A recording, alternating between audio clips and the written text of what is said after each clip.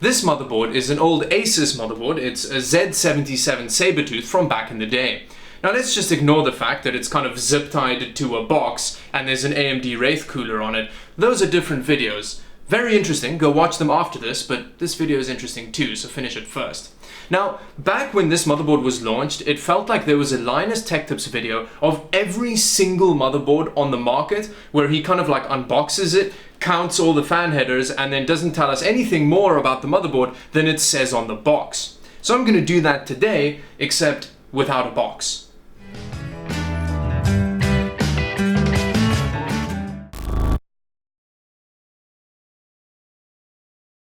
Now let's start by counting the PWM headers. Now I can't actually remember if he actually counted the CPU optional ones as well, because this motherboard has a chassis fan. Oh, okay, that's a normal one. But there's a CPU optional and a CPU fan header, and then here's the first PWM fan header, and then there's a second one over here next to a mem OK button. So that's for you to actually check if the memory is working. Hint, on this motherboard, all of them aren't working.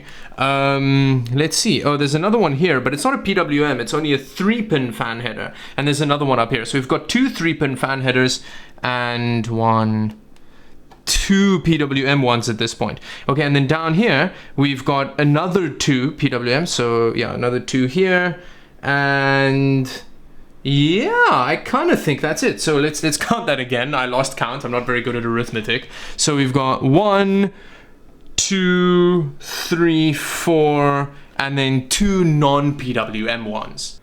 Okay, now let's have a look at the VRM over here. So this is a really impressive VRM, especially considering that this motherboard supports a max of a 3770K, which is like a 4-core 8-thread CPU, which if you're really pushing it will overclock to like 4.8 gigahertz, I think. Don't really quote me on that. But then you have what is a 12-phase CPU power delivery.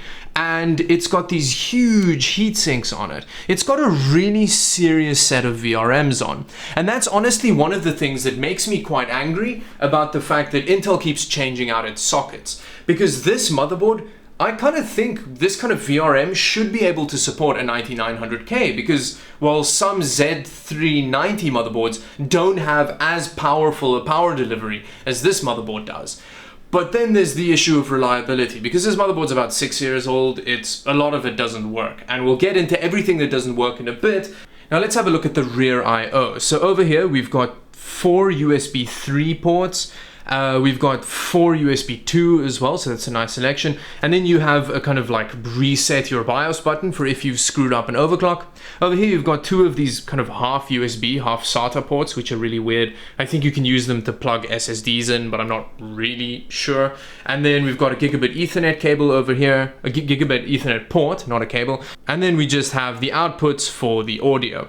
Okay, so let's have a look at what kind of stuff you can actually plug into this motherboard. So over here you've got 2 16 times PCI Express slots, but this second one over here is just wired for by 8. So it means that if you're running SLI, which the person who owned this motherboard was, you're gonna have only 8 by 8 if you have 2 graphics cards in.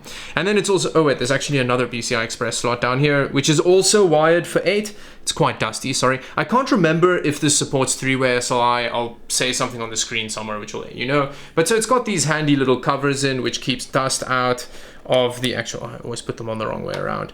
It keeps dust out. And then you've got 3 PCI Express by 1 slots. So I'm not actually gonna put these covers back.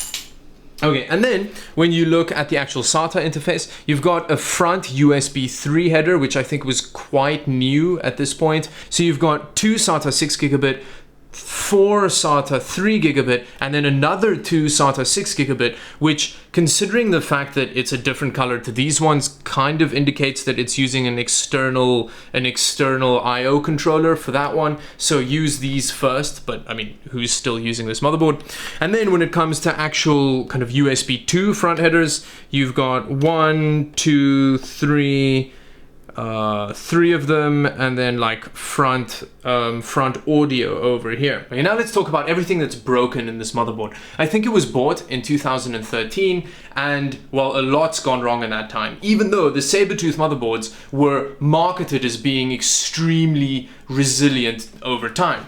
Now, I think only one of these USB ports actually works. One of these ones work and one of these ones work. So out of the 8 USB slots that you have by standard, only 3 of them still work, so that's less than half. That's not great. And then the weirdest thing happens with the RAM on this thing, because it's got 2 channels and I've got actually 4 sticks of RAM to use in this motherboard. But when I first set it up and first started using it, this channel was the one that worked, which is the channel that you should use if you're using only one channel, so these 2 slots, and all 4 didn't work together. So this channel was broken and this one worked. And then randomly one day, in the middle of a video game, it just stopped working, and it was because of the RAM. So this channel stopped working, and now this channel works. So it's kind of, it's temperamental. I guess it decides which one it wants for what week, and we'll see if that changes. Now, as far as the feature set goes, this motherboard has aged really well. It doesn't have stuff like an M.2 slot for NVMe, but you can still have SSDs in it. It's got really good VRM. It's just laid out really well. I think this is a very well designed motherboard, and it shows you that Asus has been making really great motherboards for a long time. It would be quite interesting to compare this Z77 board to Z77 boards from different manufacturers like Gigabyte, MSI, and so on, just to see how they aged in comparison to Asus hardware. Anyway, I think that's all I have to say about the video. About the motherboard, sorry. I don't actually have the box, so we can't do the box rundown that Linus Tech Tips did with all of the goodies that you get with the motherboard. So it's just the actual motherboard itself. And because those videos were posted so long ago, I can't actually remember all of the stuff that he'd say in it. But that's all I have to say about the motherboard. Go check out the other videos about why it's zip tied to a box and why there's a Wraith cooler on it. There'll be playlists and stuff. There'll be videos around. You'll find it on the channel. So like this video if you liked it, and subscribe to the channel for more videos like this one.